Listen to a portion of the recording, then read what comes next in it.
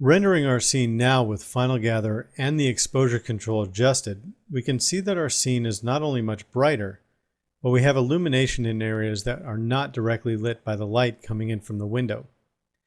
You'll also notice, however, that we have some areas that look fairly rough and are not very convincing. We also have other areas in the scene that are still very dark. Continue on from the previous section or open the file Chapter 5 Interior Final Gather 03.max. Click on the Application button, Open. In the Chapter 5 directory, select the file called Chapter 5 Interior Final Gather 03.max. Click Open to open the file.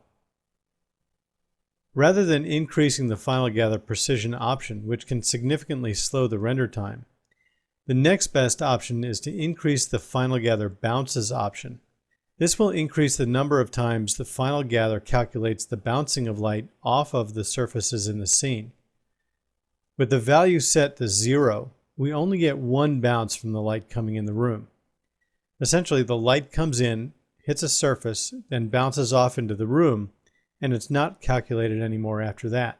A good value for doing a sample test render is anywhere from 2 to 4 bounces. Let's set our value between those values and change the Final Gather bounces value to 3. Go ahead and re-render the scene by clicking the Render button in the main toolbar. This will have the effect of calculating the bounce 3 times after the initial bounce. So what's happening now is the light is coming into the room, it's bouncing off of one surface, then Final Gather is calculating how that light is bouncing from surface to surface around the room. Final Gather then combines all the information into a Final Gather indirect illumination pass. We can see now that the darker areas are noticeably lighter. This has now picked up more light information from more surfaces and transferred that light information to other surfaces. This has had the effect of brightening our scene. Let's click Cancel to cancel the renderer. Keep in mind when you're doing this level of rendering that having Final Gather bounces between 2 and 4 will give you a good quality result.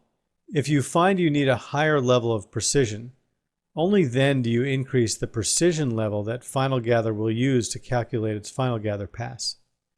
It's really a balancing act of making adjustments. You can see in the renderer that the lighting is brightened up significantly, although there's still noise visible in our wall as a result of the Final Gather calculation. We have a better solution that has worked relatively efficiently.